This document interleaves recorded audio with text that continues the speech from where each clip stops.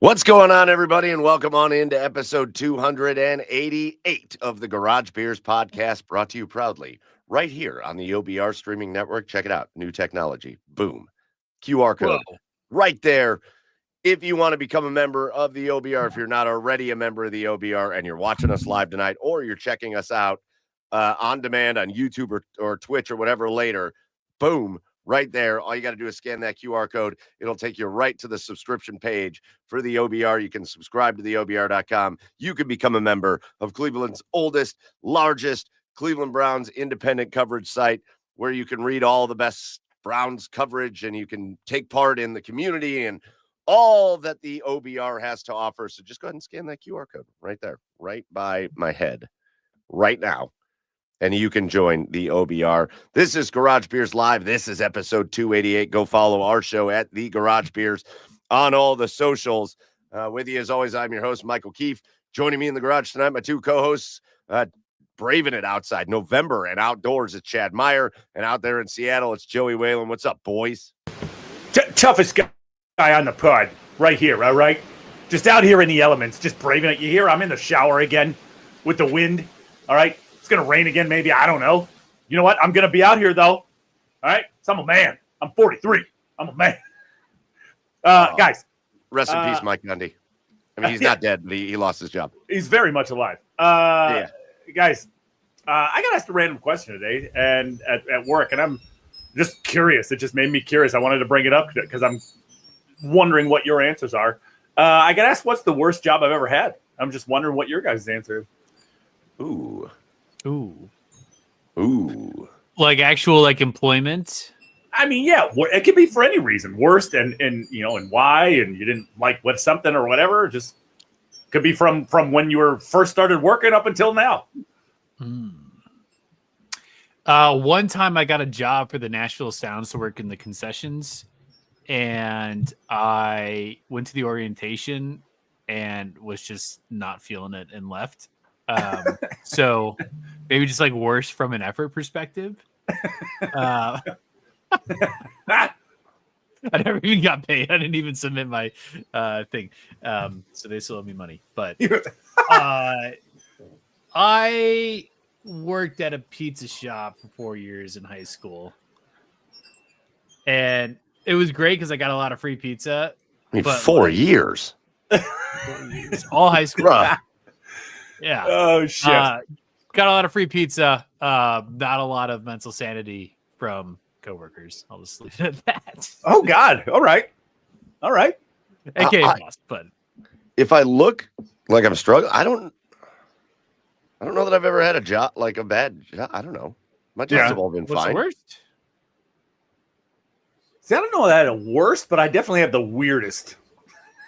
I don't have a. I go back. I think I was 12 and I was washing dishes at a restaurant in Rocky River because some guy was like, "Yeah, I'll pay you under the table to come do that." And I mean, it's not the most fun thing, but I was making some money at 12, so that was it. Cool. Michael's? No name, please. No.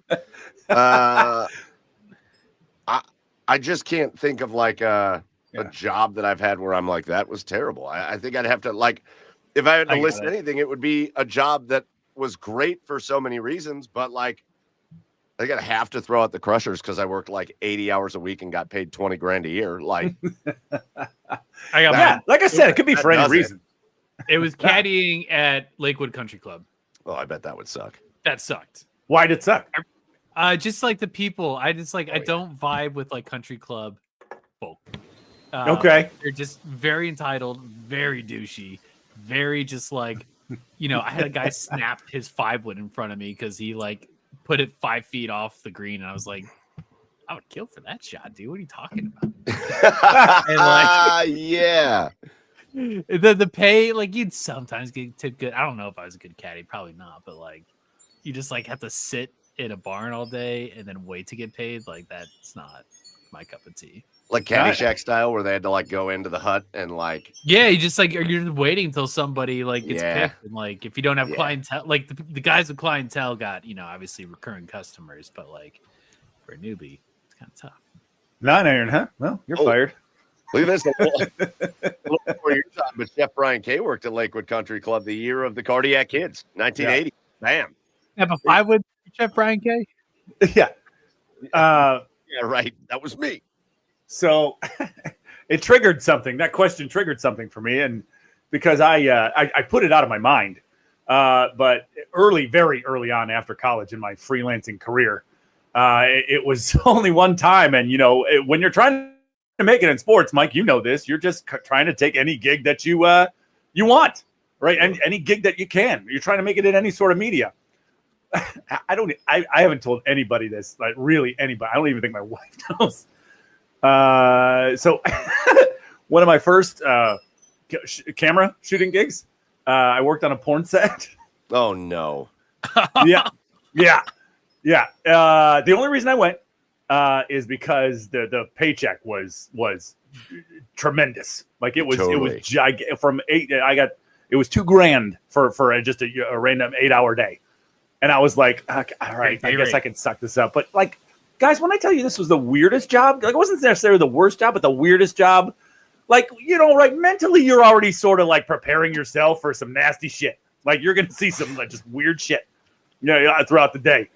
Okay. But like you walk in and they got like coffee and donuts. Like I just walk into this soundstage over by Gordon Square, and they got this coffee and donuts. Like the talent is sitting there. They're just in their robes, just talking about politics and like, oh, my grandma's sick. I'm like, can we just get this show on the road? Like, I don't want to be here any longer than I have to. You don't need to get real personal here. Like, why are we doing this? And then so like the shooting starts, and like I don't know, it's just weird. Like they like give themselves the old good game pat on the ass when they're done, and they're like, all right, next scene. It was shot like 9 different scenes that day, right? But like most of the women would like look up at the guy they just did their business with, and they were like, nice working with you. And I'm like, bitch, you're not an actress, okay? You're not an actress. This right? has been a pleasure. Nobody's going to be doing like character analysis on you being a secretary, okay? All right, nobody's taking you seriously. Just let's move on. Let's just move on. IMDb? No, I don't know. I've never bothered to look, but I just kind of put that out of my mind. But that paycheck when it came, again, hey, no pun intended. That paycheck when it came in the mail was nice, but that I put it out of my mind for so long until today when I just remembered that. I don't know why the only thing I can think about as you're telling this story is it just had to stink in there. It was so bad. It was so bad. It was all so I can bad. think of is it just got to smell terrible. Oh my God. Just and just you went to lunch, and I'm like, oh, I got to go do this again for another like 4 hours. Like this is, oh God. It's a little different. It's not quite the same as shooting football games at BYU, huh? No, it definitody is not. Opposite ends of the spectrum. No, completely. But hey, you know what? Everybody gets soaked. Everybody. No, that's not true. I had a poncho on. But it's fine. The film was called Maid of the Mist. That's right. She made mist. That's what it was. Oh no. Heyo. No. But yeah, so that's like the weirdest job I've ever had for sure.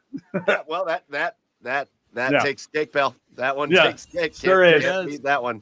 Yeah. Like I was like, am I a hooker by proxy here? Like just Sort of. Yeah. Sort of.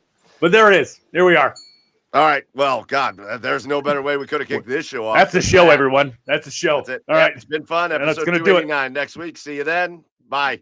No, God, we should have, Chad, you should have let us get into our beers before you started telling that story. All right. So listen, a lot of great stuff. Just the three of us in the garage tonight. No guests joining us tonight. And that's cool because every once in a while we got to have just an us show. And that's what we're going to do. We got a lot that we want to get into. We're going to get into the first college football playoff rankings came out just yesterday. So we'll talk about what that looks like. The Browns, the trade deadline, the NFL. It'll be a little bit about the Browns, but just kind of the NFL trade deadline. There was some crazy stuff that went down at the trade deadline. We'll talk about that. We'll get into a little bit. The Cleveland Cavaliers playing tonight. They've opened up a big lead over the Philadelphia 76ers in the throwbacks. This is from back then. I still have this from the days when they're wearing these jerseys tonight, and they got those jerseys on tonight. It looks awesome. We'll talk about the Cavs, the Blue Jackets out west in Canada. Where are they playing tonight? They're out in Canada. Calgary. Yeah, they're playing the Flames. So we'll talk a little bit about that. Plus, just kind of whatever else we want to get into. I might have a little fun game for us at the end as well. So we're glad you're here. We're glad you're joining us. And now, without further ado, the first order of business is for us to jump into our garage beers of the week. So, Joe, you got yours locked in and ready to go there, pal? Yeah. Good match. This one's Good match. for you, Chad. This one's for you. I got the three-way IPA. Oh, the three-way IPA. Jesus Christ. Ba-boom! Just Joe gets the three-way IPA. Can we just do puns the rest of the time? Can we yeah. It's called three-way because there's three different. No, we know why. We know why it's called that. We know why it's called that. Garage Beer, Sun River Brewing, and Fort George Brewery. Made in Oregon. Bada bing. There's a beer. Very heady. If you saw me run away, I very that three-way is very heady. I had some. Damn. It's gonna be a long night, boys. It's frothy. It's frothy, and it's everywhere. Super frothy. Just don't get any on your pouring mustache. this in my water glass, and I had to run and dump out the water, so that's why you saw me run away. It's great. Why is this salty? It's like. I'm not gonna lie. When three people are involved, they kind of like mess some things up a little bit. It's just not usually not as good quality. There's a lot more options, I think, of mines in the mix there, but the quality is not quite there. Well, that's it, Chad. You better have a good beer to follow that up, pal. Because Joe's just over there. He's got a three-way in his mouth. Let's go. He's killing it. He's gonna be. I wouldn't be surprised if he doesn't talk for a while. I ate these different beers I could have chosen tonight. Yeah. Joe's gonna finish that beer and he's gonna slap it on the back of the can and be like, "Hey, good working with you." This is yeah. This is I haven't had a sibling revelry of beer in quite a while, guys. Oh, this is a neighbor beer, and he said, "Hey, you want to try this gluten-free beer?" I was like, okay. I mean, it's beer, right? Yeah, I'll try it. This is the Ollie gluten-free beer. All right. Yeah, and it's a gluten-free pale ale, and I don't know. Let's just take a swallow. God damn, dark. That's good. That's good. It's not. It's not hoppy, not bitter. That's smooth, man. That's nice. I'm glad I swallowed that. I just can't. I just can't. You just go ahead, Mike. Go ahead. Just can't. You know who? I know we've talked about family. It's a cock I know of the we've talked walk. about family, but the owner of Sibling Revelry is my cousin's husband, and if you will remember, Chad, their son lit it up in the game against the Buckeye Bucks that we broadcasted. The Kennedys own Sibling Revelry, and so you'll remember that they got a pretty talented kid playing football there at Rocky River. Noted. All right. That'll bring it over to me. And I'm gonna still just be on my pumpkin thing, although we're switching over to Christmas beers now, which I love, but we're on the pumpkin kick still. And Market Garden, Franklin Castle. It's become a classic here in Cleveland. And it's a very good one from down there. Oh, Market Garden? This is one of the I've heard of Market Garden, I haven't heard the Franklin Castle. Oh, yeah. It's everywhere. You can get it everywhere. Franklin Castle beer you can get everywhere. And it's very good. It's a very solid. It's not like overly pumpkin-y.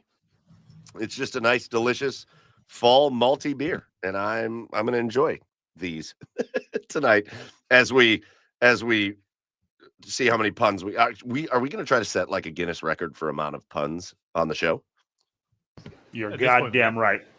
All right, I'm in. All right, those are our garage beers of the week. Get into the comments and let us know what you guys are drinking tonight here as we hang out on episode 288. I know a few of you are in here. Chris, love that Chris announced that he is here. Just got here, but he is here. We love that you're here. Our buddy Chef Brian K, you already saw. Look at Drew. We know Drew's lubed up with a bunch of Bush Heavies.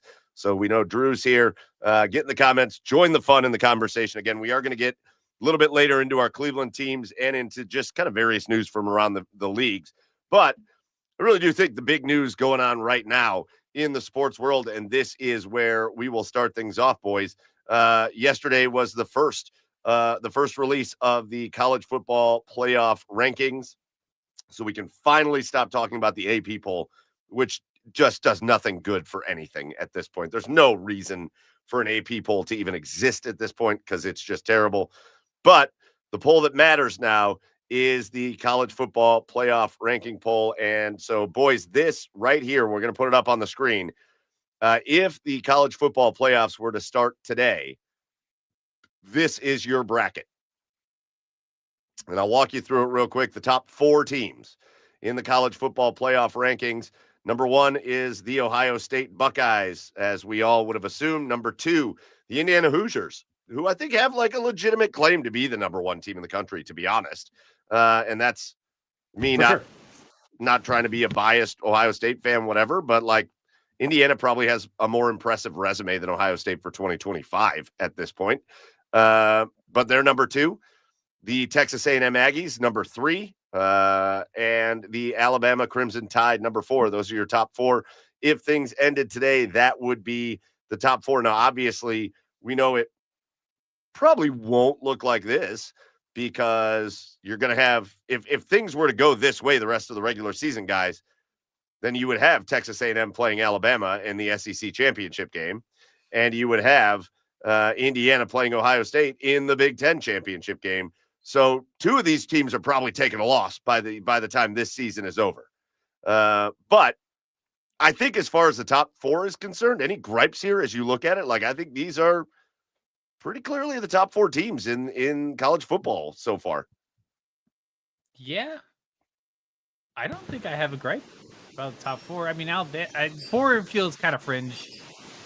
I don't know. I don't buy Alabama. Christ, Chad. There goes the wind chimes. Hey, you know what? Just leave your mic on. We're going to do mic talk while we're on here, but every time you turn your mic off and then turn it back on, it has to readjust to the sound and it goes crazy. Oh, that's amazing. Okay. So just leave it on and we'll listen to the wind chimes. Go ahead, Joe. Yeah, Alabama feels kind of fringe. I just don't know who I'd put over them at this point. I feel like Ole Miss is going to sneak in there later in the season. I'd be very curious to see how they go. But interesting teams in that bottom 8 for sure. No gripes for the top 4. Teams. Yeah, go ahead, Mike. You go ahead, Chad. Oh, okay, all right. That top 4 I completely agree with. I mean, you can't leave undefeated Texas A&M out of there, right? Even though they did have some interesting games, right? Like this tells me that the committee's actually watching these games, right? Yeah. Even though Texas A&M, right? Mississippi State was in that game for the first half. Texas A&M kind of let them hang around. Then they blew the doors off them. They in the second half, they let Auburn hang around. They've played a bunch of these games close, but you can't unreward. Is that a word? Like you can't not reward them for being undefeated. Right. And then Alabama, the loss to Florida State looks bad, but ever since then, and I mean, it's all about style points in college football, right? Ever since then, they've looked great, right? Yeah, and going into Georgia, between the hedges and getting that win, it is much more impressive than really anything anybody else in the rest of those rankings have. So, yeah, I'm really impressed with that. And I'll tell you what, if these teams like Ohio State plays Indiana and Texas A&M and Alabama play, in the SEC championship game and Big Ten championship game, depending on how those losses look, I don't know that these rankings will change if they have a loss because there isn't another undefeated team in the rest of those rankings. So, I don't know. Again, I think it would all depend on how those losses look. But I'm so glad to see this is. We talk about it all the time, but this is what I'm so glad to see, right? Like a team like Virginia, an upstart Virginia, right? Yeah. Who wouldn't rather be arguing about these fringe teams at 10, 11, 12, right? Who wouldn't want to be I would much rather be arguing about these teams, right? then Well, Texas A&M, like Texas A&M could very well like be screwed out of the top 4 if we're going back to like the BCS or the top 4 playoff predictions right now. But no, they deserve to be in. I'm so glad to see teams like Virginia and Texas Tech in there, and then Memphis, the group of 5. What a season they're having. Well, and instead, this is why this is so much better. And I can't believe there's people still arguing this. You go back to the BCS days, and you'd bring up a team like Virginia and be like, well, yeah, but they got a great shot at the Orange Bowl. Who gives a shit? The Orange Bowl doesn't mean anything. That we all were suckers for our whole lives to think that those BCS games meant anything. They didn't mean anything. The only game that meant anything was the national championship game. Otherwise, it was like, whoa, you won the Fiesta Bowl. Cool. It didn't mean anything. It did nothing for you. You win a nice trophy and you get a check, I guess.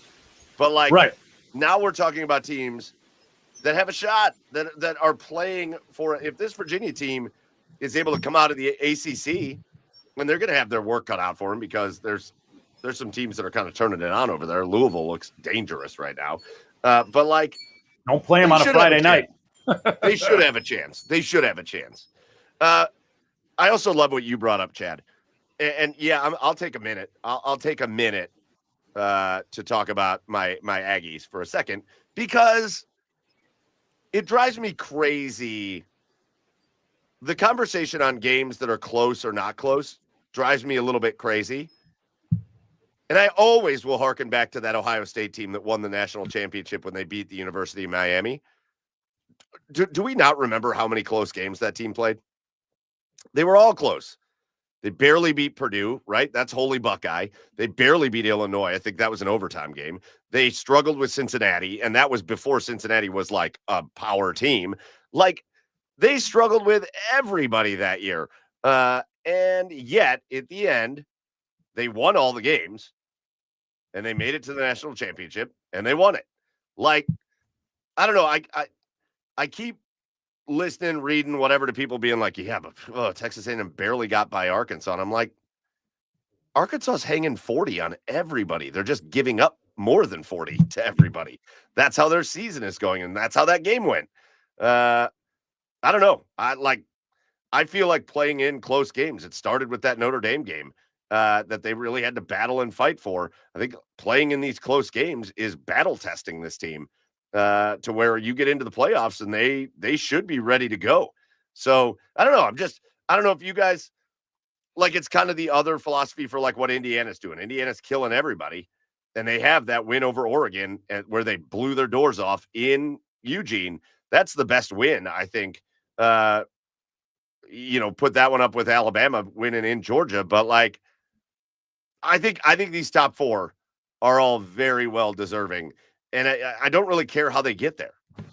Yeah, well, the differentiator, I go back to A&M. The differentiators, yeah, they've played close games, and yeah, the Mississippi State game was kind of close, and the Auburn game was kind of close for a minute, but they've run away from those. They were losing to LSU at halftime, and they beat them by 100. As long as they're winning the games, the differentiator between the good teams and the bad, and the differentiator between the great teams and the good teams is that the good teams drop some of those games, and the great teams don't. And right now, you've got some great teams on this list that aren't dropping those games. Yeah, and it's going to be interesting to see how how the rest of this season plays out, right? You look at Notre Dame. I mean, Notre Dame's just basically going to have an automatic bid every year. Let's just put them in there. It's ridiculous. Let's just put them in there, no matter what, right? Who are their 2 losses to? It's A&M and Miami, right? And obviously Miami has fallen off, so that loss, that win, or excuse me, that loss doesn't look great right now. It doesn't matter. But this is the kind of stuff we're going to be talking about, though, when we're going to be talking about these fringe teams. Right, you could make a case for Texas at 10, 11, or 12 right now. Also, even 9, sure. I would argue at 9. Right, they lost to Ohio State. Yeah, the Florida loss doesn't look great, but they've got their best wins are Vandy and Oklahoma, both at 11 and 16 at the time. So I mean, yeah, it's going to be interesting these bottom of the rankings going forward, though. But I mean, you can't leave out, Big 12 champion is BYU, so obviously they're going to get an automatic bid in.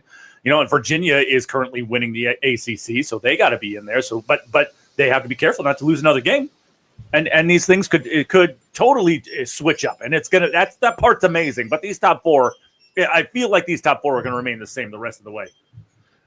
What I love to look at, I do think my favorite part about the way they've redone the college football playoffs is I love looking ahead, and I love looking at these matchups, like these first round matchups. And again, we can get into the teams that are now out, that some of them are going to find their way in because not all these teams are going to go undefeated the rest of the way. But I mean, imagine being that group of 5 team Memphis and you're going to play your game at Georgia. Listen, some people are like, oh, that's even if Georgia kills them. I love it. I love it. Play that game at Georgia, at Sanford Stadium, between the hedges, a playoff game. That is awesome. Yeah. That matchup. How about Oregon going to Lubbock to take on Texas Tech in Lubbock? Virginia going to Ole Miss. Ole Miss is fine. Whatever. But I love that last one. The thought of you just got done doing camera for a game at BYU. How about that atmosphere hosting a playoff game? Ooh. Be crazy.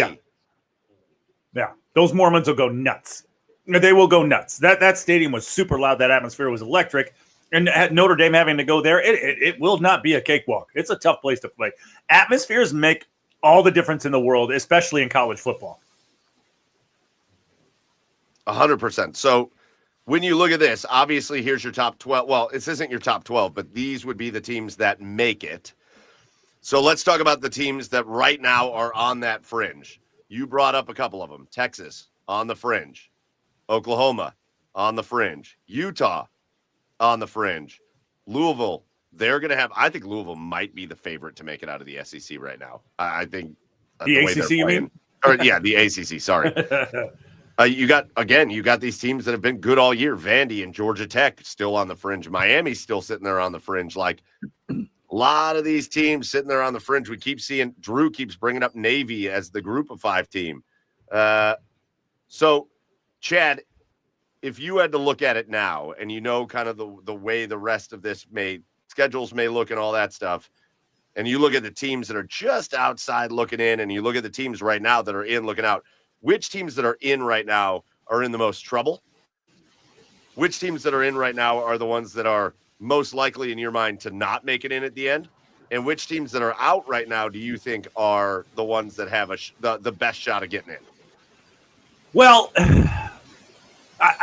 let me start with the obvious. I think Memphis is pretty safe as far as it being that group of 5 team that makes it in. They're 8-1 right now. I mean, the rest of that AAC. I mean, it's if they get past Tulane, and I know Navy is good, but I think Memphis is too athletic for them. So I think Memphis is pretty set in stone as that group of 5 team.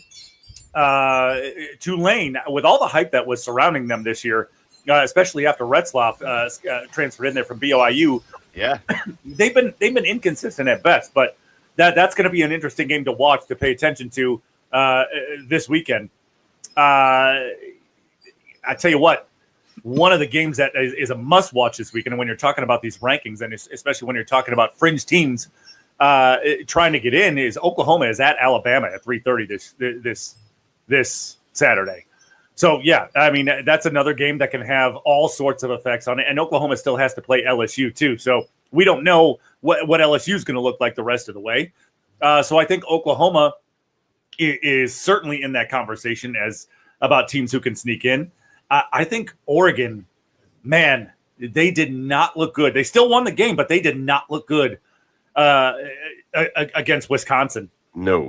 And they've got the rest of their schedule is very interesting the rest of the way. They got to go to Iowa. They have to go to Kinnick this Saturday, and that is not an easy place to play.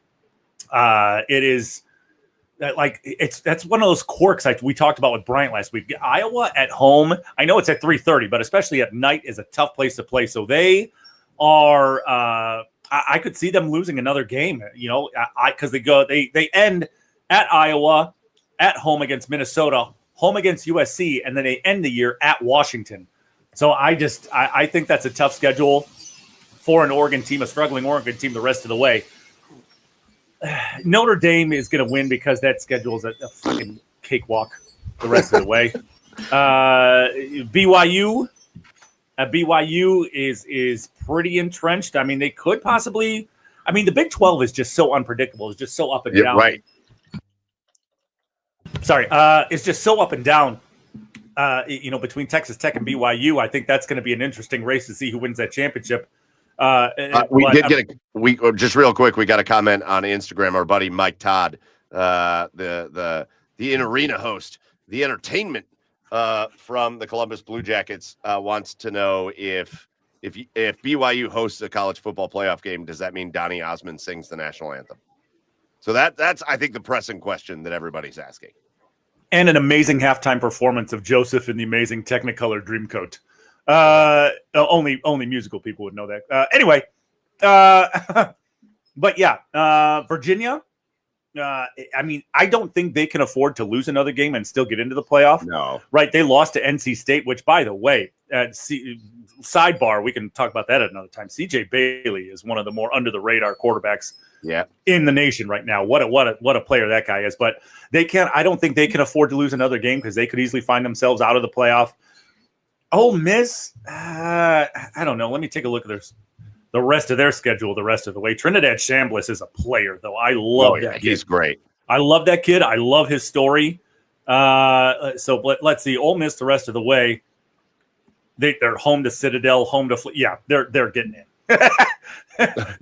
they're getting in. They could lose the Egg Bowl possibly, but they're not going to lose again the rest of the way. So you forget about those SEC like virtual bye weeks that they build in for all their teams. And listen, as an SEC fan, I'm grateful for it. I looked at that A&M schedule a couple weeks ago and I thought, man, I know Arkansas is not great this year, but having to go on the road against a high-powered Arkansas offense is going to be tough. And they had to battle through it and won that game. Then you got to go to Death Valley. And I know LSU kind of stinks after the beginning of this year, but you got to go to Death Valley at night and you got to win. And not only did they win, but they made Death Valley Kyle Field Jr. That was awesome. There were tons of A&M fans there. And they got Brian Kelly fired, so the nation is welcome. Like, on behalf of the Aggies, I want to say you're welcome, nation, for getting rid of Brian Kelly. Thank you. And now the A&M the A&M had a bye week, and now the last of that road test happens this week. They got to go to number 22 Missouri. That's not going to be an easy game. They're going to dust on the road. They're going to win. Them. I hope they dust them, but it's still not going to be easy. Then again, you got South Carolina coming to A&M. You should beat South Carolina at home, and then this is my favorite. Before that Texas game, they get Samford. They get Samford.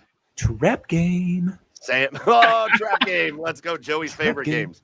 So I will take those. All the SEC teams have that one, like, just weird end of the year kind of bye week game where you could just let your players play a little and get some rest. But that game at the end of the year, Texas A&M, Texas, going to have huge implications. That is in Texas, so that's going to be. It should, at that point, if A&M is going into that game undefeated, they're going to be in the playoff, but it'll have implications on whether they're a top four or not. It'll also have massive implications for if Texas gets in. But yeah, I think it's very interesting, and I love the fact that we can finally start talking about college football rankings now that matter, because I'm so tired of the AP poll and these. I don't know, man. I'm not Mr. Serious all the time guy, but I feel like if you're an AP poll voter, you should take your job kind of seriously. Yeah.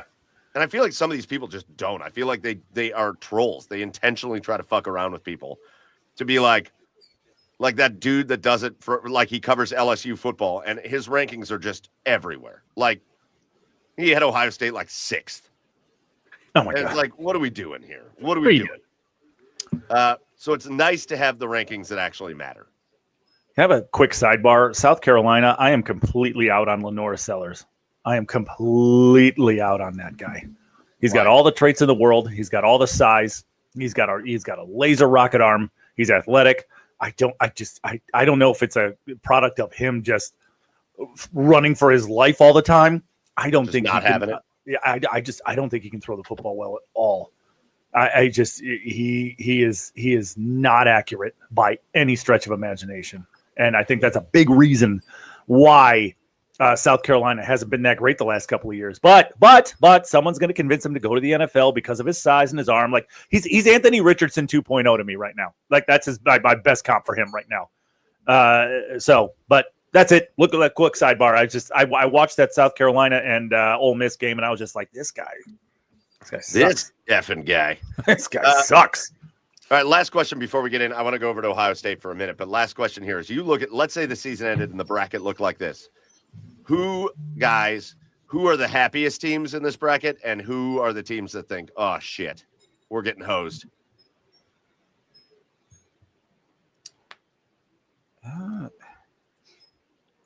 I don't know. I don't know that there's a team. If the season ended today, I'm not. If this is what it looked like. I'm not sure. I'm not sure that there's a team out there that would have a right to feel hosed.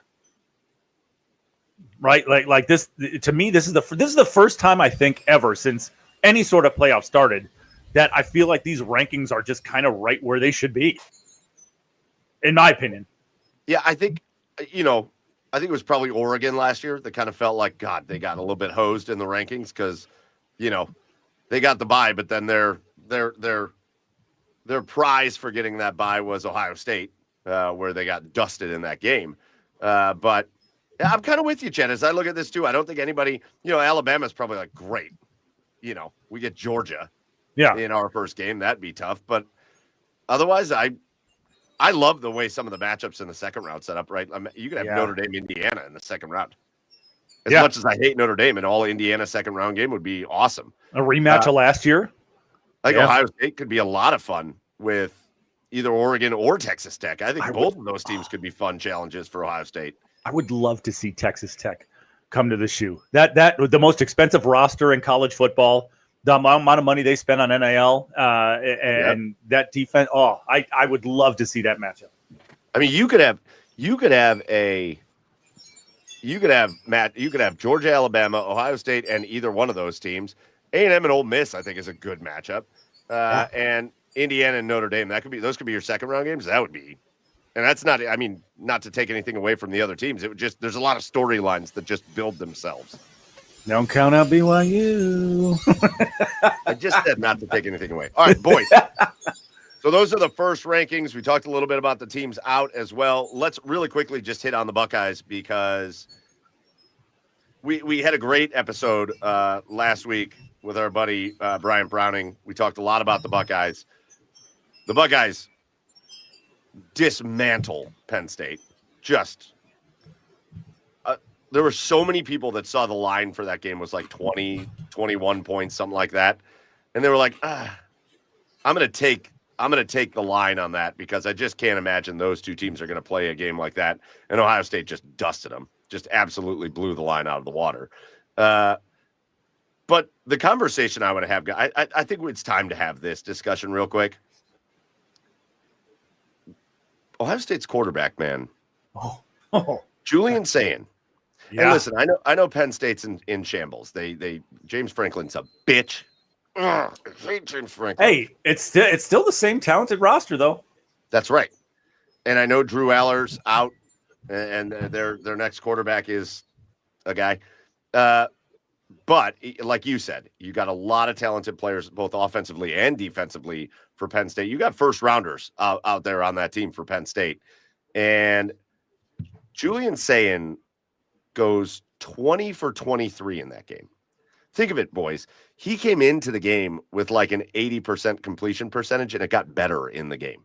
Like he improved his stats in the game. But not just that. It's not just 20 of 23, but it's 316 yards. So he's hitting he's hitting on big passes. He's not just hitting on like dink and dunks. 20 of 23 for 316 yards and 4 touchdowns. That is what Julian Sayin did to a team that came into this year with aspirations to be a playoff team. And obviously it's gone wildly out of hand for Penn State. But again, like you said, Chad, Lots of talent on that roster, and Julian Sayin just carved them up. And I'm all of a sudden like, I'm starting to think the conversation and the tone about the conversation around Julian Sayin needs to change a little bit here, guys, because I think you can make a very real argument that he has been the best quarterback in college football this year. Joey? No. Listen, I tell you one thing that just added to the repertoire for me, right, is that Penn State game was the first game we really truly saw a team get any sort of pressure on Julian, right? Yes. First game we actually had to see him keep plays alive and make plays with his feet, and we saw that. We saw him step up in the pocket. We saw him, slip underneath the tackle and step up and deliver a strike, right? So it just added to the completeness of his quarterbacking that he's doing. And I mean, my God, just that post route that he threw to Jeremiah in double coverage. Those two defenders had no chance. Right. And they ran with him, right? Like they weren't, he didn't get that much separation, but the way where he placed that ball, his deep ball is incredible. I mean, he's got so much more zip on his ball than and again, I think you saw that more in this game than you've seen it, over the last, few games. The kid is just smart. He doesn't make mistakes, and now with the added element of his feet, like making plays when he needs to, right? Like you didn't see like other pocket quarterbacks at Ohio State know when to just tuck it and run with it. And Julian did that. Like Julian did that in this game. And if he could just continues to develop that skill, there's just, you cannot point out a flaw to me about him to this point of the season. You can't point out a flaw. I'm sure he's not flawless. Like I'm sure he's like I don't know, maybe he's a bad tipper. I don't know. Like you cannot point out a flaw to him for me. He's been unreal. Like, what I sit here and I think about the Ohio State Buckeyes, and they're going to lose some big time players after this year, right? They're going to lose Caleb Downs, is going to be probably a top 10 pick in the NFL. And I think is Arvell gone after this year? I think so, but maybe not. I don't know. I can't remember if Arvell is or not. I don't want Carnell Tate gone after this year. That dude's a first-round pick. I love that Carnell Tate has turned himself into a first-round pick, and I would love to see him in certain colors that resemble orange and brown. We'd ruin him anyway. Pick. Who gives a shit? Give it a chance at least. Just bring him. I mean, sure, that'd be awesome, but you'd ruin him. But I sit there and I think about this, guys. Julian Sayin's the quarterback next year for Ohio State. The next 2 years. Jeremiah Smith is still playing for Ohio State next year. Yeah. We'll see what they can develop on the running back side. I also think, I'm pretty sure Chris Henry he's coming hits Ohio State next year. Yep. Ohio State might be trotting out Chris Henry and Jeremiah Smith next year. Yeah. Like, there's no rest for anybody. The carousel's just going to continue. I don't know if they're going to be able to replicate what they're doing defensively, but we would have said that last year. They were the number one defense in the college football last year, and they're better this year. They're a better defense this year than they were last year, and they were the number one defense in college football last year. Like, this is dynasty stuff for Ohio State. Like, this is like Ohio State's always been good at football. Like that, they'll always be good at football. They'll never. There's never going to be a time where they're just bad. They've always been good. But you've watched some of these dynasties go, and you've thought like, all right, Alabama had their dynasty where they were just winning titles, and Florida before them had their dynasty where they were winning titles. You take it back even further, and it was the Miami Hurricanes where they were just like dynasty mode Miami Hurricanes, and we're in that right now with Ohio State. Like Ohio State is going to be the national championship favorite for the next probably 3 years. Yeah. And in college football, that's like a 6 to 8 year span in the NFL.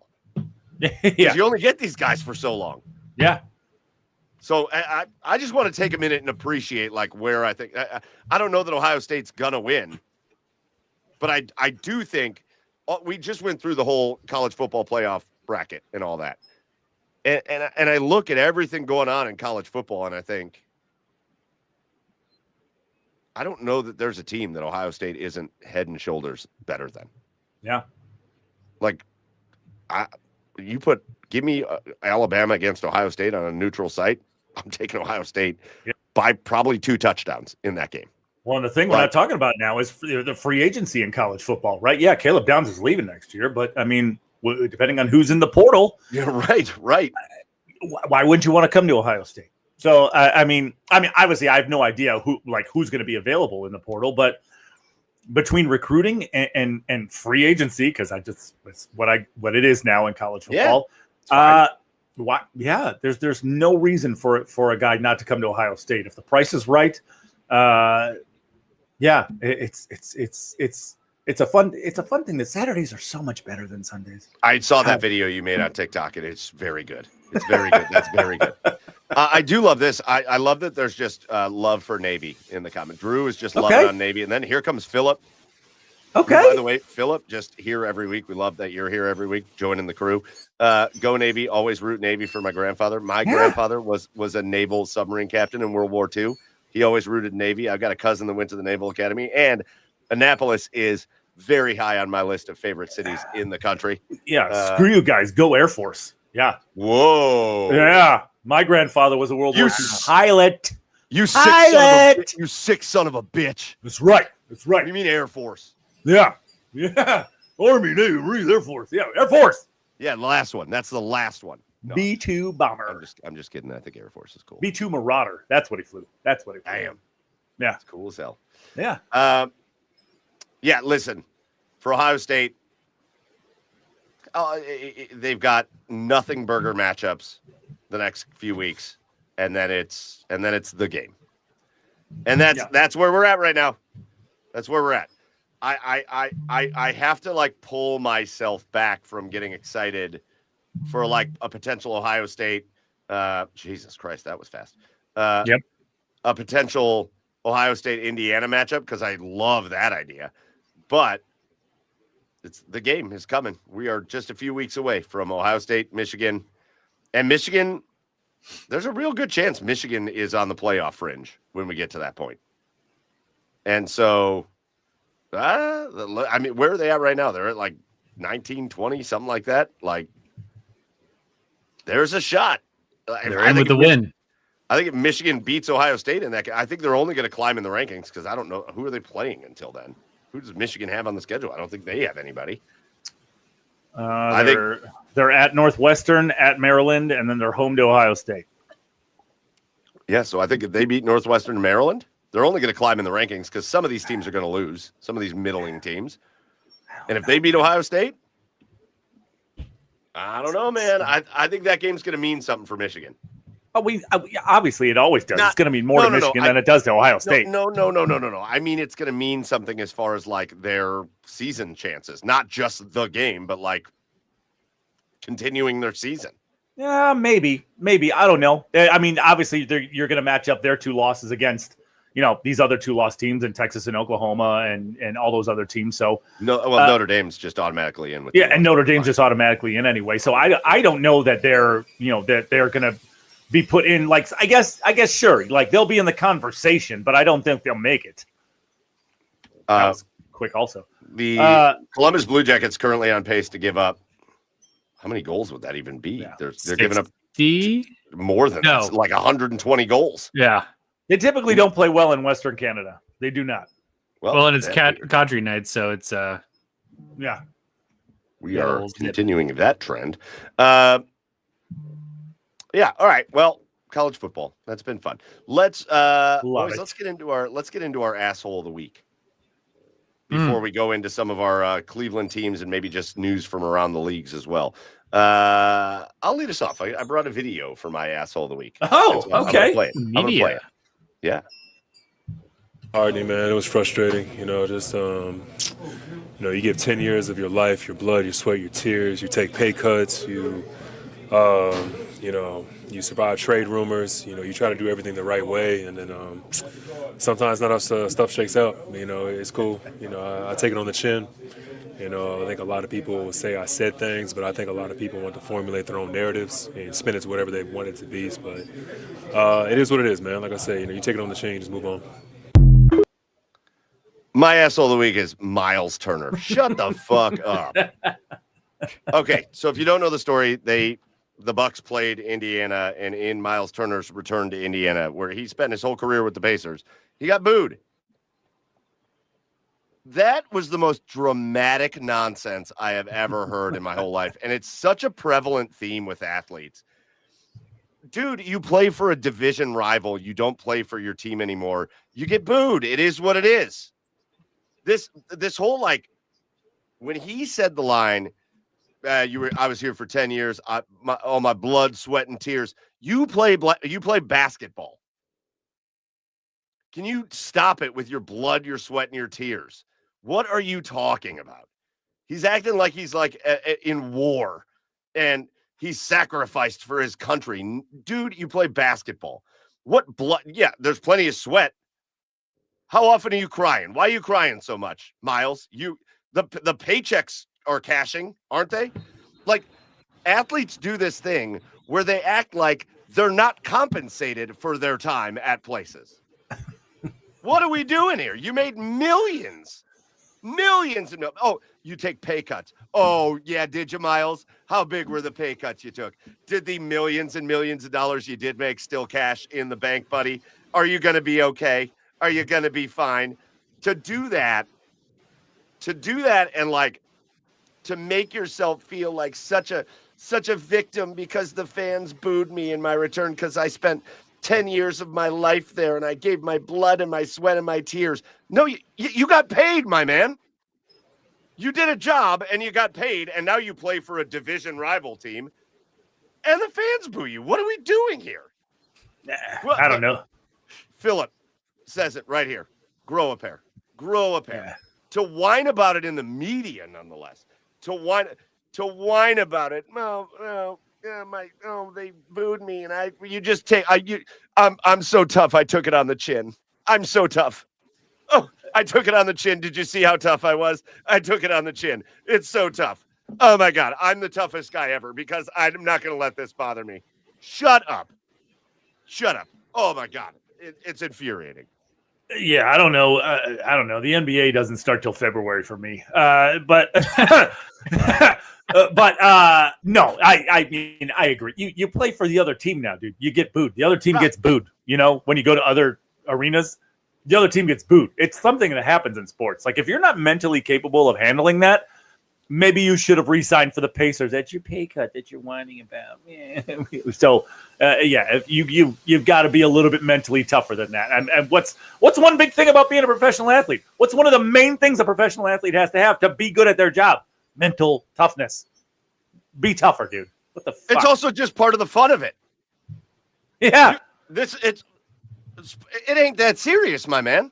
No, This ain't that serious. Play basketball. Your multi-million-dollar checks have cashed.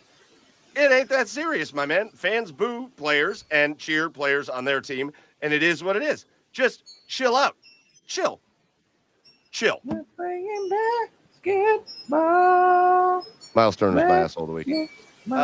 Joe, what about you? Give me Disney, and more importantly, ESPN for blacking out YouTube TV. Yeah. And that stuff happens all the time with, like, broadcasting providers. There's contract negotiations, and they try to leverage, the users and access to their services by wanting more money. But the worst part of it is that I also pay for ESPN Plus, and I can't watch Monday Night Football on ESPN Plus. What's the point? What are you doing? Wait, why are you blacking out just that broadcast and you show everything else? What are you doing that for? What you doing it for? It's so dumb. doing It's it for? bullshit. I'm sick of that stuff, man. I hope YouTube TV holds out, because if they don't, then that means it's going to go up, and I'll cancel it. But I only have it for the Browns right now. But jeez, come on. And you can't be paying for that shit. Nonsense. This whole thing is nonsense. Like, again, I'll take your asshole of the week and gripe it even further into existence that just the way life is now, like as far as watching shit, Yeah. can we just go back to cable? Like, Let's go back. Like, I think pretty much everybody has done like the cord cutting thing. And man, it was fun back in the day when it was actually cheaper to cut the cord. It's not cheaper anymore.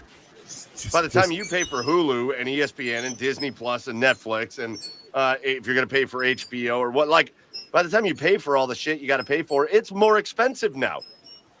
It's more expensive. Give me one fucking app with all of the sports on it. Right. Like, I'll pay for that. I'll pay a premium for that. Just give me one app with all of the sports on it. I know. My wife will be like, "Do we really need Hulu anymore?" And I'm like, well, "Yeah, because otherwise I can't watch sports. Like, I can't watch sports." Wasn't but for like, sports, I would. I want to get say rid of no. Hulu. I get her point. So yes, I agree with you, Disney asshole, but also just the whole streaming situation. Just asshole. No quarrels with me there. I agree. Yep. All right, Chad. What about you? People who bring fish to microwave at lunch at work. Jesus Christ, that's such a good one. Dude, it smells like a dying possum, rat farts, and regret. It's so god awful. Wait, are you talking about this or are you talking about the porn set? Both. Both. That's what triggered it for me today as well. Jesus Christ, what kind of asshole are you that you got to just make everyone sick in a fucking company? Oh God, just walked into the cafeteria today and I just vomited in my mouth. But yeah. The way people do it so nonchalantly too. I was at work. I was at work a few weeks ago, and this guy walks in with a fucking bucket of salmon and just pops that shit in the microwave. Like it's fine. Like it's fine. Like it's just fine. Like it's fine. It's a thing. Like you just don't microwave fish at work. Like whoa! What are you doing? Like that's what I did when I saw it. I was like, what are you doing? Okay, this is my lunch. This is my lunch today. Shut up! No, you take that shit somewhere else. You know the funny thing is, I don't microwave fish at home. I will heat that shit up in like a pan or in the oven. I don't microwave fish at home. I don't want my house smelling like that. Oh, it's so bad. It's so bad. Oh, there you go. There you go, Marchenko. You beautiful human being. All right. Blue Jackets trailing 2-1 now. So we've got, apparently we're just going to score a lot of goals. Fun first period. Apparently we're going to score a ton of goals. Get it done. Just get it done. Get it done. All right. Those are our assholes of the week. You guys get in the comments if you have an asshole of the week that we didn't talk about. Let us know. But boys, let's go on like just a 30-minute quick hitter tour of our other teams. And let's start in Cleveland and let's start with the Browns. And I know they're so hard to talk about. I know they're hard to talk about right now, but coming off the bye week, the Browns get the Jets. There is no reason that the Browns don't do what they did to Miami, which is this is a Jets team that just sold.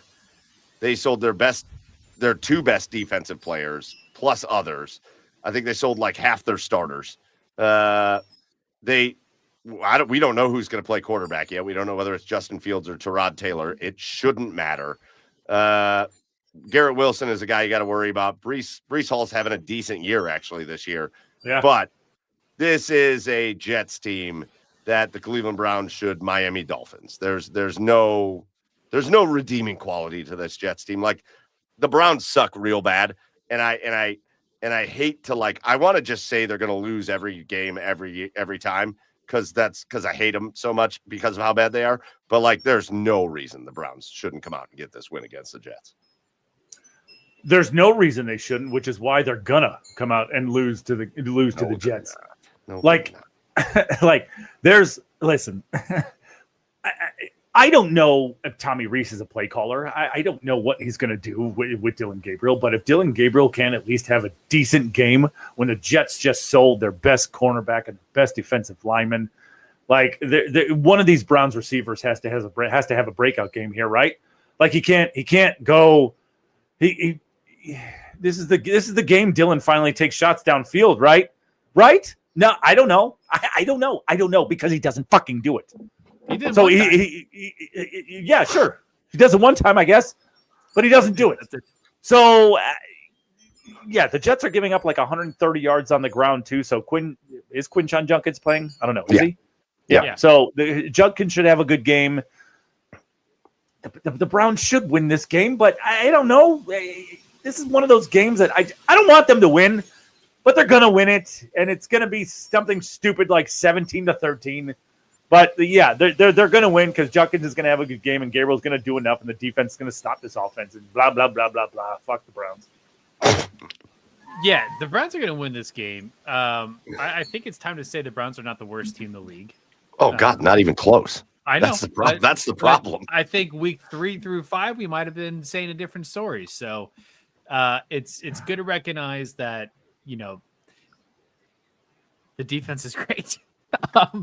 Man, the Jets game is not going to solve this limp offense. I don't think Kevin Stefanski handing over the play calling is going to solve this just limp offense we have. Like, it's just whatever plan they're running, this because the Stefanski offense that we dreamed about going into the season, it's not there. It's not the answer.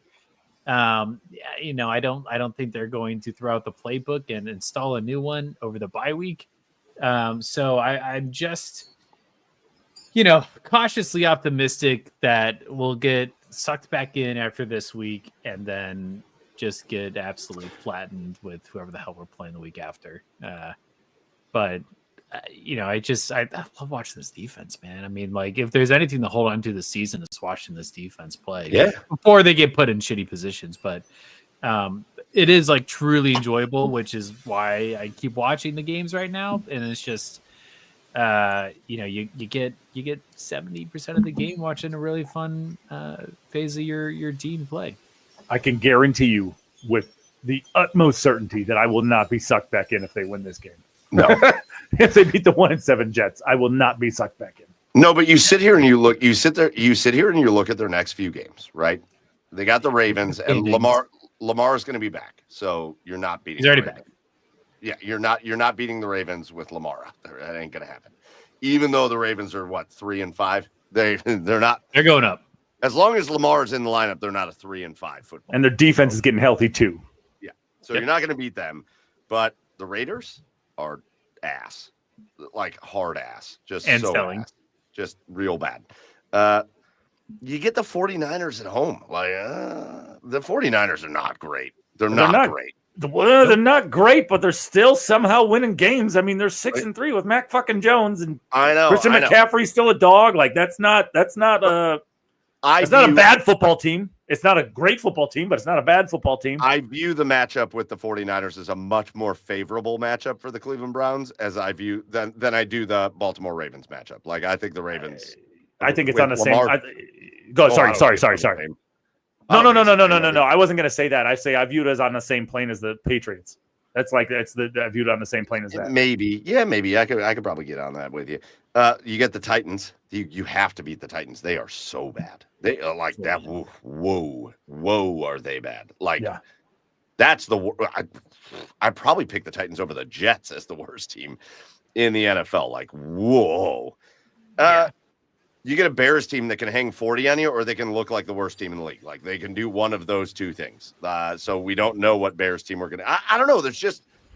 There's wins on the schedule. And so here's what it comes down to.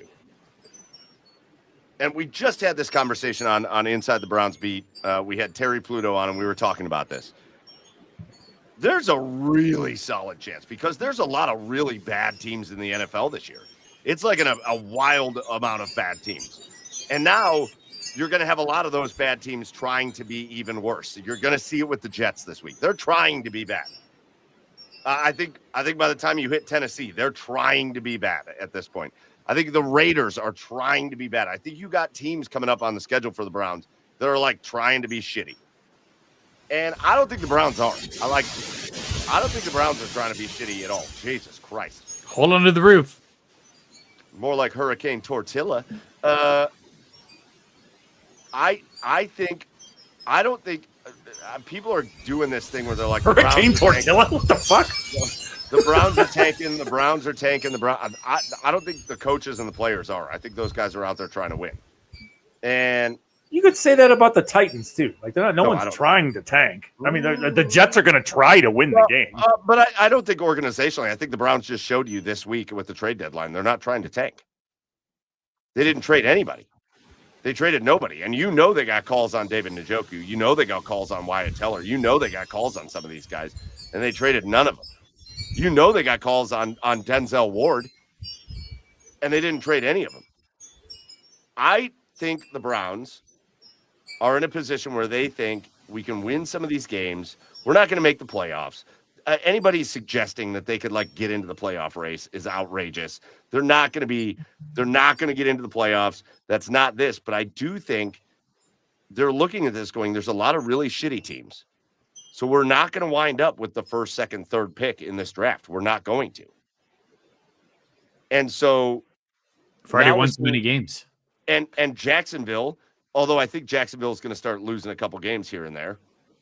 I know they made the trade for Jacoby Myers. That doesn't move the needle. That was a weird trade. A weird trade. And I think they got 2 losses coming to the Colts this year, which is great for us. I think the Browns are looking at it going, we're going to have 2, we're going to have one probably top 10 pick and one probably middle of the first round pick. And we might not get our quarterback here, but we might get Carnell Tate, and we might get an offensive tackle or an offensive, some kind of offensive lineman. We might be able to revamp this offense, but we might be able to I don't know. We might be able to build a little momentum and show that we don't with this team, we can win a couple of games. We can revamp the offense next year, still have this defense because the defense isn't going to change next year. It's still going to be the same damn defense. And you can go into next year, 1, with a little stability, and 2, maybe you find a quarterback somewhere. Maybe you find, this was Terry Pluto to us, and I believe this wholeheartedly, maybe you find that next guy that's Kenny Pickett was supposed to be that guy, and then they got rid of him when he hurt his hamstring. That's the biggest mistake they made this whole season, was getting rid of Kenny Pickett when he hurt his hamstring. He could have been, you got to give him a chance to be that next reclamation guy. Who knows who that guy could be, but I guess what I'm getting to is I'm at the point now where win some games at the end of this because you've got Myles Garrett and Denzel Ward, and you've got players that are going to be around next year they're not going to be buying for tanking. They don't want to do that. So win a few games going into next year, build some momentum, and then revamp your roster going into next year because you've got the ammo to do it. That's what they got to do. It's what they got to do. You have those guys. I'm curious to get your guys' thoughts on who those next guys are, because that's the trendy thing this season, right? It's like what quarterback can we revive? Absolutely revive. We've seen it with Sam Darnold, and now there's prolonged consistency with that. Obviously, there's Baker, Daniel Jones, Geno Smith. Geno Smith, for years. Regression year, but he had some great years in Seattle. Yeah, but still. Yeah. So, I think you have Mac Jones is a guy sitting out there that is just an incredible addition to any team. I would take Mac Jones. Who do you guys have that is in that bucket of maybe we can revive somebody? I'll give you one, and if you watched Inside the Browns Beat, you heard Fred say it, but it's so intriguing to me. And people will roll their eyes, but everybody would have rolled their eyes about Sam Darnold. Everybody would have rolled their eyes about Geno Smith. Yep. You could sell me. You could sell me on Zach Wilson. You could sell me on giving that dude a chance. You could sell me on giving Zach Wilson a shot. You could sell me on maybe that guy learned something over his time in the NFL. Where is he at now? He's in Miami, right? I think so. Yeah. Yeah. What your guys are saying is all well and good, but I'm at the point in my Browns fandom where I have to see it. Right, I understand. I completely understand. We understand that. That's not who's your next. Who's the next reclamation project? Sure, Zach Wilson can be a guy. I obviously I think Mac Jones can be a guy.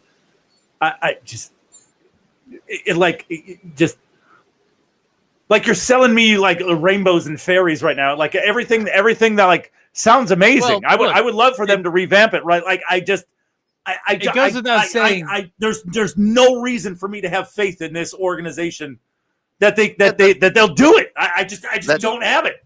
That's not the point of the conversation. Yeah. These quarterbacks that are elites in other teams and other environments are elites because they're in other environments that lean into their talents and they have talent around them.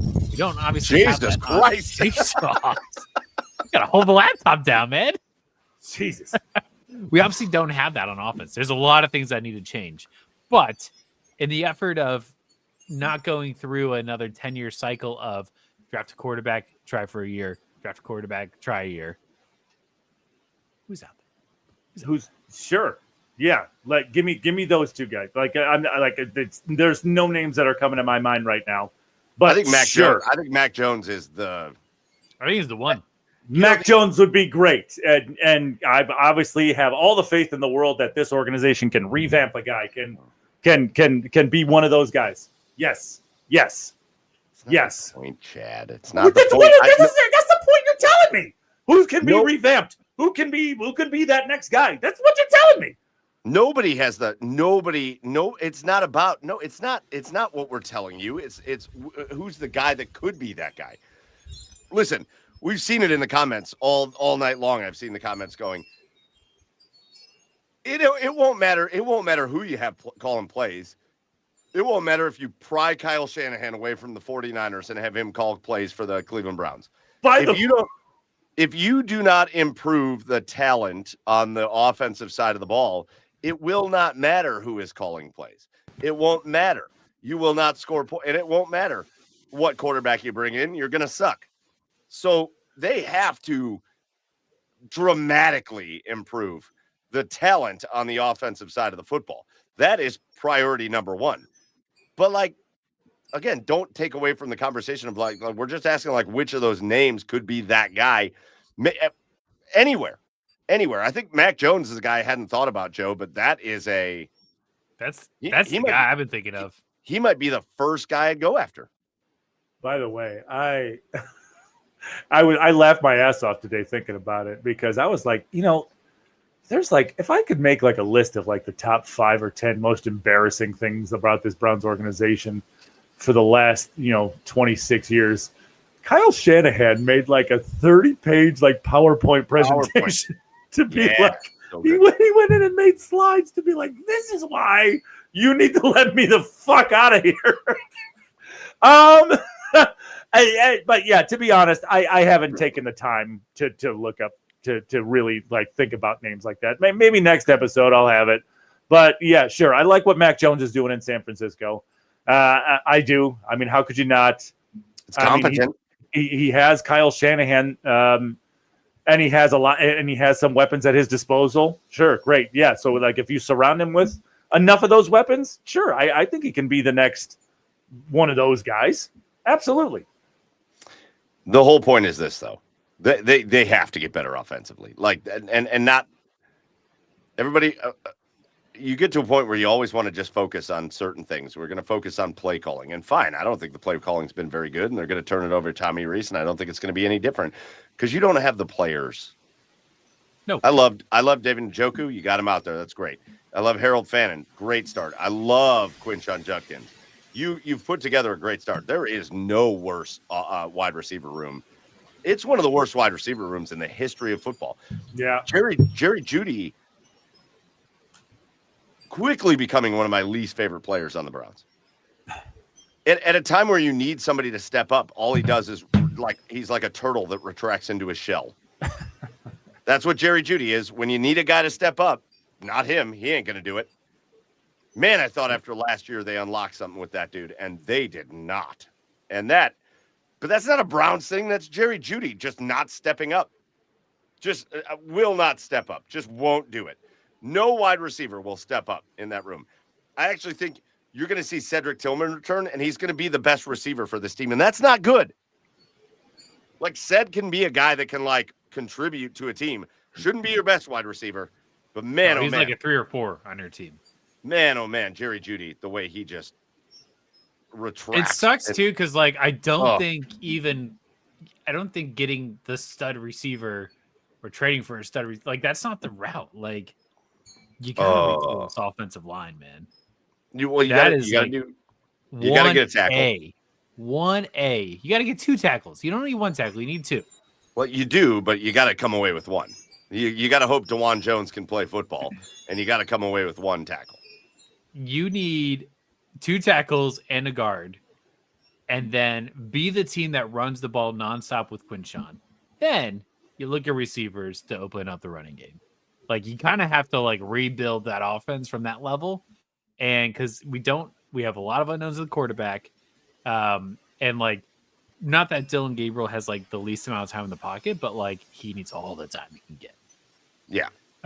So it's just that's square one for me. Trey Lance. Well, yeah, I mean, I would take a flyer. I'd bring Kenny Pickett back. I bring Kenny Pickett back. Sam Howell. I agree. I don't know about Sam Howell. No, Sam Howell's never shown anything. I bring Kenny Pickett back. Joe Milton, everybody's favorite offseason trend to try to get quarterback.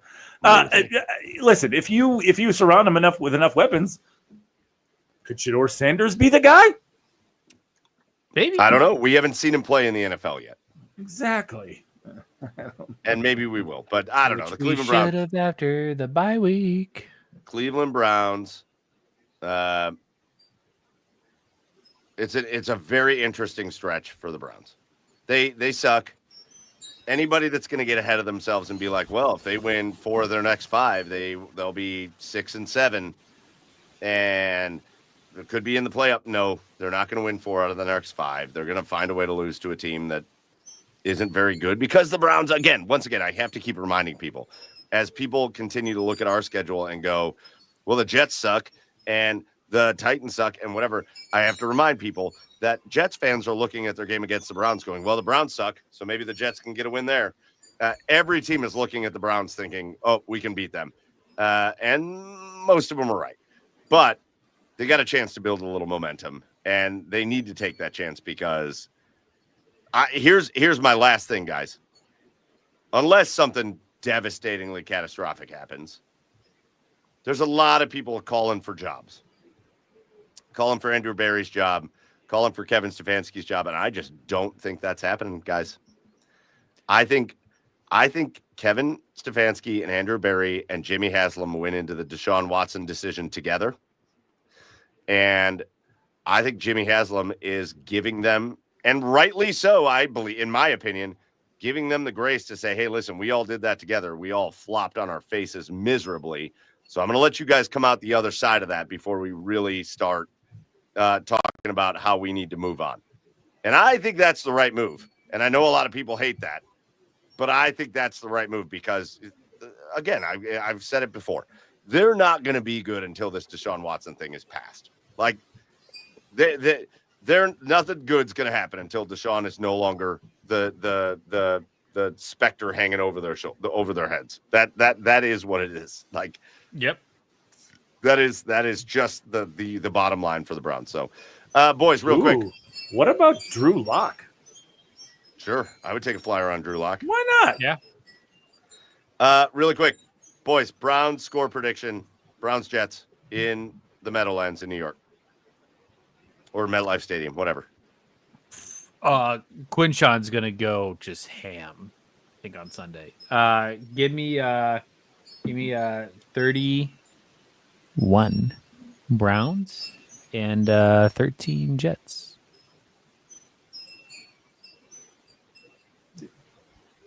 24-21 Browns. Yeah. Yeah. I also had 31. I had 31-9 Browns. I think they'll handle the Browns and know that. And I agree with you. One thing I agree with grumpy ass Chad on. It's not going to make me change my outlook on the Browns. It's just that you're going into beating a team that's trying to lose. All right. 10:23. What? Any other big stories that you guys want to talk about? The Cavaliers won tonight. They the special jerseys were back. It was spectacular. The Cavs now 5-3 on the year, and I do not care that they're not off to a great start. People are freaking out that the Cavaliers aren't off to a great start. They are 5-3, and I don't know if you remember last year, everybody, but remember when they started the year like 15-1? What did it mean in the end? Chill out. They just got Darius Garland back. That is spectacular news. Jared Allen played tonight. Sam Merrill was back tonight. So now really they got to get DeAndre Hunter healthy, and then you're just missing Max Strus, and you got a healthy team. I do not care that the Cavaliers are not playing their best basketball in November. I would love to see them at 49-55 wins. right? Like just kind of face a little adversity, right? Like just have to, and kind of instill a little toughness, right? Like go through some challenging times. Yeah. Like I would like, and spread throughout the year. I would love to see that happen. Sure. It's. I mean, we said it all last offseason anyway. It's really going to be about can they do this in the playoffs. We know what type of team we have in Cleveland. We know the identity of this team. We know what they have to do to really just make that leap. So yeah, it's a long season. The people need to chill out. Yeah, I don't know that I would go so far as to say I'll take 49 wins. I would like them to have a lot of home court advantages in the postseason, but I don't need them to have 66 wins either. I don't need them to like go ballistic in the regular season with wins. Like I agree with you. A little adversity, get yourself together, work your way into the season, and then turn it on in playoff time. Like, yeah, that's where they should be. Yeah, for sure. It's all about timing. It's all about timing. Something else I wanted to bring up. Ooh, go ahead. I have to do with the NFL. Ooh, what? Oh, well, I mean the Jets selling everybody. The Colts going multiple first-round picks for Sauce Gardner. The Colts getting Sauce Gardner. The Cowboys. That doesn't make. I love Quinnen Williams. Stupid trade. Quinnen Williams is one of my favorite players. I love Quinnen Williams. Why are you giving all that up if you're the Cowboys when you could have just signed Micah Parsons and had like a killer defensive player, but you wouldn't do it? What? Yep. I don't now you know. give him cap a goal. Oh, and your secondary still blows. I love the fact that they have just shitty defenses. It's like the Bengals, and Jerry's like, yeah, this is the team I need to go all in on. Jerry's just the epitome of the guy that just thinks he knows more than everything else and just makes it. You could have just signed Micah Parsons, you idiot. You could have just given him the contract he wanted, and instead you gave up all your assets and you brought in Quinnen Williams, who I love Quinnen Williams. Quinnen Williams. He's awesome. not Micah Parsons. He's not Micah Parsons. And I know they play different positions. Fine. He's not Micah Parsons. What are you doing, Jerry? Just sign him. You could have signed your guy to the contract that he deserved, and then you could have still had all your picks. Whoa! You could have still had all your assets. What was that? What was that? I think that might be the worst owner in sports. Like, he's the rich kid that has a lot of money that doesn't know how to spend it, and and he insists upon being the general manager. That's the worst thing about him. On being the general manager, he's so disconnected from the game. You can't. Like, think about him and Andrew Berry on like they have the same job. Right. What? Right. Yeah. No. Yeah. There's no way he's putting in those types of hours into scouting and negotiation. No shot, nope. dude. Nope. Yeah, I think we already brought up the Jacoby Myers to Jacksonville trade, which probably says more about the injury to Travis Hunter than it does anything else. But I know I'm going to think about the thing I brought up. Like, it's going to come to me as soon as we end the episode. I'm like, oh, fuck. That's what they said on the porn set. Hey-oh. I feared that for Travis Hunter. I'm like, not that people get injured all the time, but like, I just feel like he's going to get a lot of injuries. And yeah, he's not the biggest dude on the planet. I think he's an incredible talent. Like, love him. I'm just very glad the Browns did not draft him during that draft. Seahawks, are they for real? Listen, They beat a questionable Commanders team. I love Jackson Smith and Jigba. They're incredible on the road, which is wild. Weird. They are incredible on the road. I hate their running backs. Hate them.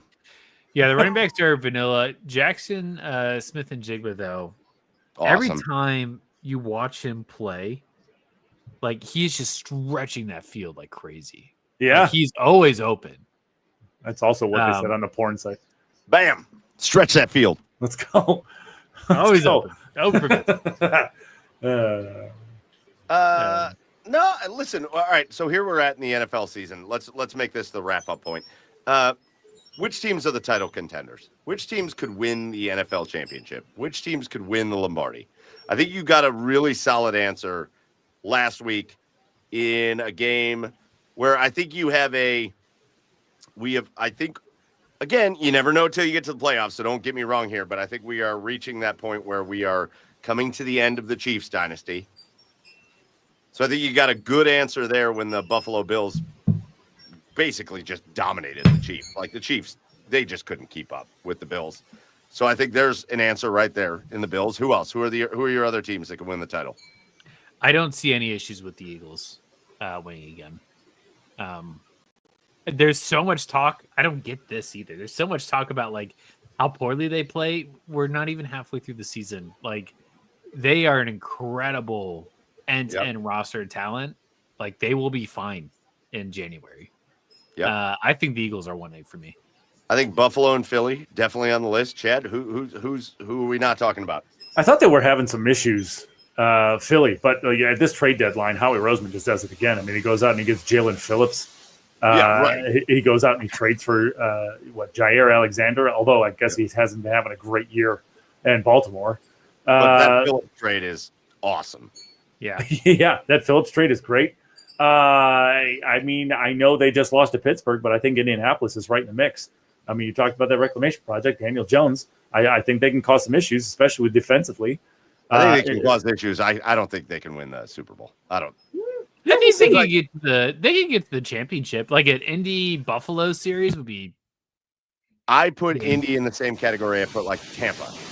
I don't think Tampa's winning a Super Bowl, but I think they could maybe get to the NFC Championship game. Yeah. Like for me, if I'm thinking of title contenders, I'm thinking Buffalo. I'm thinking Philly. I'm thinking Detroit. I mean, Detroit is a title contender. Who am I missing? I mean, you got to keep Kansas City in there until they're not, I guess. Right. But I don't really think. Okay, this is very fringe. Denver can be a very scary team. Yeah. Yeah, I guess I'd put them in there with Indianapolis. Tough, but yeah, kind of same plane as Indianapolis. But I think if you're going into Mile High in the playoffs, I don't know. Listen, that defense is awesome, and they've got weapons. And as long as Bo Nix is playing all right, that's a good team. It's a good team. But Chiefs are 5-4 right now. It's crazy. This might be the year. This might be the year they get knocked off. I also just think this could be like a Baltimore year. Unhealthy. They get healthy. They're probably going to win the division. I believe Baltimore's going to win the division. Pittsburgh is such a piece of shit franchise. What a storyline to go 1-5 and win the division. Like that. I think Baltimore's going to win the division. I could see it because I think by the time they get healthy, look out. That's a good football team. Yeah, listen, they're at Minnesota, at Cleveland, home to the Jets, home to the Bengals, home to the Steelers. They got 3 in a row. That's a lot of wins. They got home 3 in a row. Then they got to go to the Bengals after they play Pittsburgh. Home to the Patriots, at Green Bay, and they finish at Pittsburgh. Yeah. Like as long as they stay healthy, Baltimore's winning the division. Yeah. They live max 2 games in that stretch. 11-6 is like very, very, very real. As long as Lamar doesn't get hurt again. Yeah.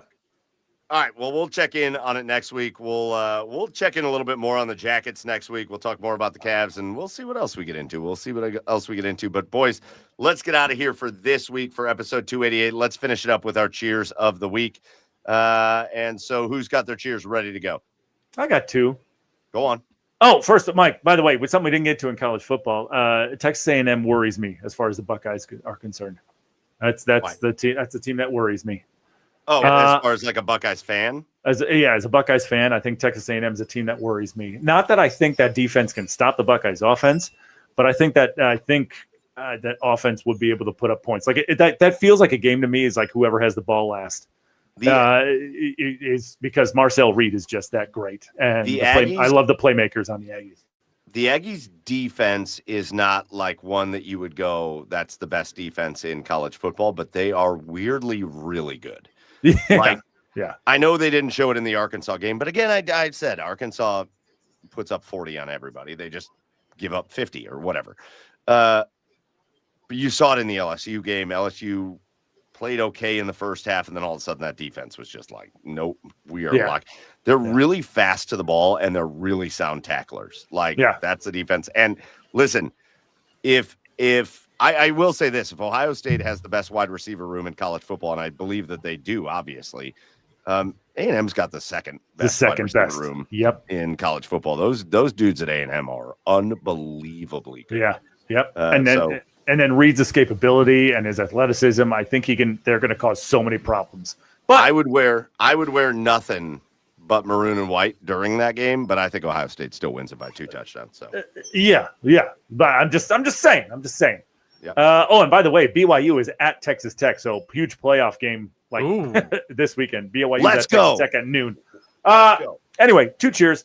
My first one's to Tom Cilio. Cilio. He's a 58-year-old freshman at Lycoming College. Yes, I saw this. This is so awesome. It just spent a lot of time in jail because of drugs and just had a really tough life. But he's playing college football. He's realizing his dream. He's turned his life completely around, and he's playing college football. He's a defensive tackle for Lycoming College. So he's also a beast. Like looks like a beast. 53. Yeah, he's a power lifter. He's a power lifter, so he's strong. He holds powerlifting records. Wow. Yeah.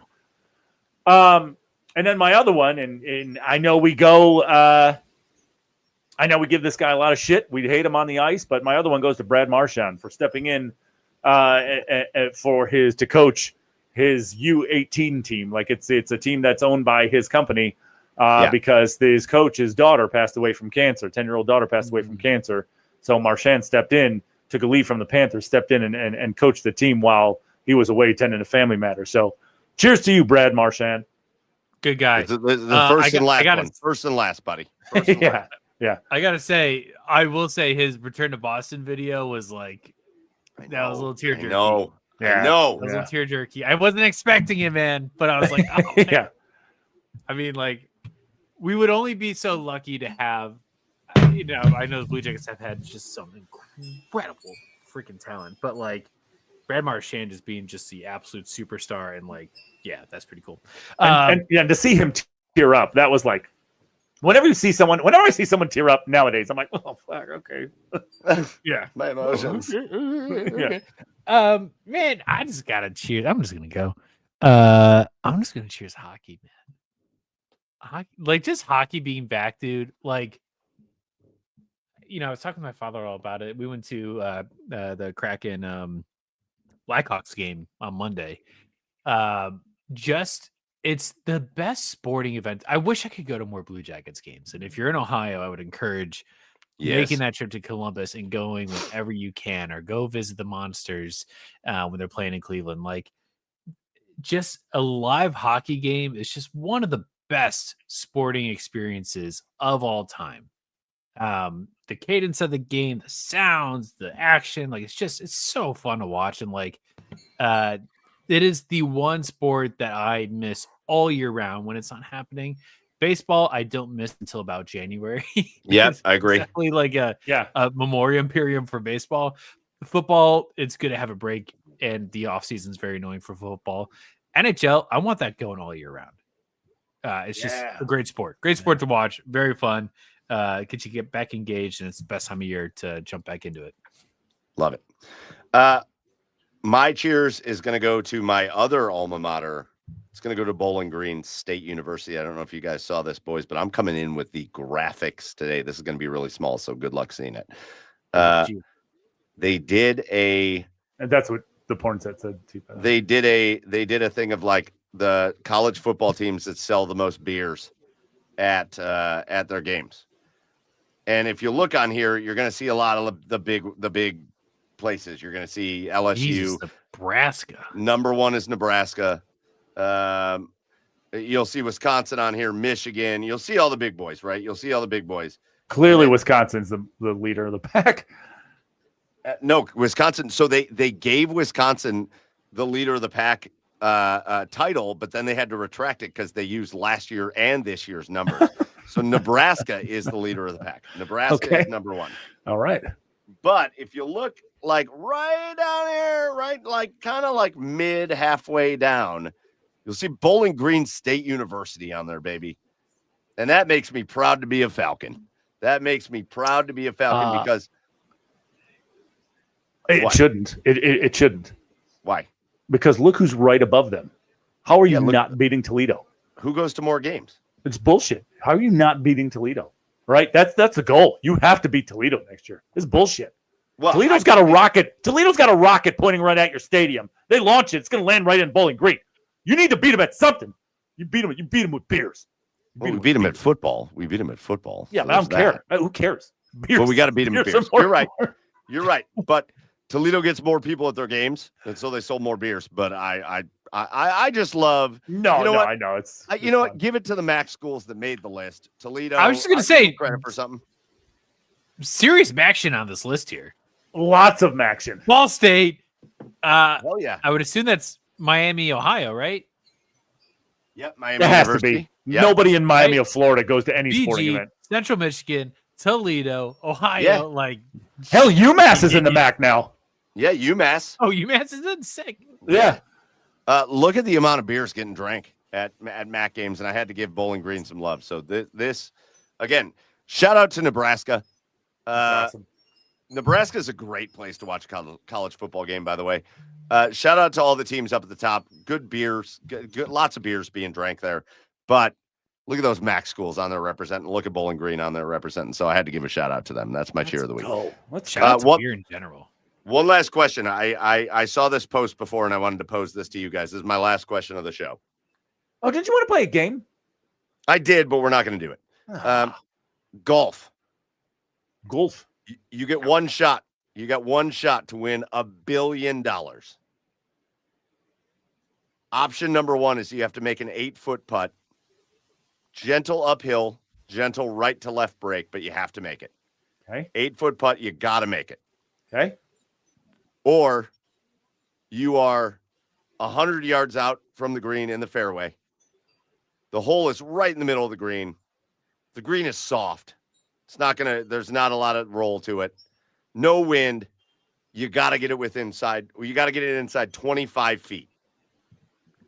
Are you going for the 8-foot putt, or are you going to put it from 100 yards out within 25 feet? Can I move out to 150? Nope. I have to do from 100 yards. 100 yards.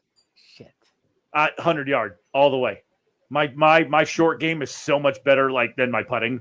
Like my 100 yards and in, I'm so much better than 100 yards and in, and I have a lot bigger margin for error at 25 feet. So I'm good. Philip says, give me the left to right breaker. Hey, Philip, it's a right to left breaker, and that matters. Oh It's a shit, right to Phil. left. It's a That right doesn't to left matter. breaker. Have you It's a even right to watched the left. show, Phil? Have you been watching? Yeah, he's the only one who Uh, commented in the last hour. All day, give me 150 yards out. 100, 100 yards, Joe. out. I know. Come on. I got to go with the 8-foot putt, man. I got to go with the 8-foot putt. All right. Dude, I think it's crazy to say I'm stepping up and hitting an 8-foot right to left breaker, gentle uphill. I'm hitting that every day. I'm hitting Gentle Uphill. If it was downhill, there's a cause for debate there. Yeah, if it's downhill, I might think about the other shot, but a gentle uphill, gentle right to left. So you're telling me I got to aim 2 inches outside the right edge of the cup and hit an Balls. 8-footer gently maybe uphill? Maybe ball and a half. I'm hitting that putt. I'm confidently walking up and hitting that putt. For I'm hitting that putt. What happens if you lose? Do you die? I'm hitting that putt. Well, yeah. If you don't hit the putt, they shoot you. Okay, yeah. That's You just right in the fucking head. it's kind of motivation I need. You gotta run camera on Chad's porn site for months. You got Squid one- Game. Squid Game. The golf You got a edition. site now, Chad. Congratulations. You got 1 year of camera duty at Chad's porn site. Wow, wow, wow, wow, wow, wow. Lunch and breakfast will be provided. Great. Yeah, lunch is gonna be microwave fish. So hope you Yeah. enjoy it. Yeah. So you can't tell the difference between her or the fit. Never mind. No. Never No. mind. Never mind. All right, we're getting out of here. That's going to do it for episode 288. This has been a great time talking all things college football, Browns, NBA, NHL, all the things in between. We've had a great time with you. Last order of business for us are our thank yous. First thank you goes out to the OBR for hosting us. The Orange and Brown Report is the oldest and largest Browns coverage site in all of Cleveland. If you're not subscribed, if you're not tuned in to everything OBR, hey, click that little QR code right there. Or take a picture of it and go on your phone and go through the process and become a member of the OBR. You can do it right on the QR code there, which I'm going to take away in a hot second because it's hiding my face. Bam. Our last thank you goes out to all of you. If you joined us live here tonight, we love you. We had a great time. Watch the comments. We always see the comments. We maybe don't get to all of them, but we see them, and it was lively tonight. We appreciate you for jumping in. If you don't get a chance to watch us live, remember, you can always catch us on YouTube, Twitch, or on all your podcast host sites, at the Garage Beers Podcast. You can catch us everywhere. So if you miss us, you don't have to miss us. Go back and watch it later. That's going to do it for us here for episode 288. For Chad out there in the wind tunnel, for Joey out there in Seattle, I am Michael Keefe. We'll catch you next week for episode 289. Until then, cheers, everybody.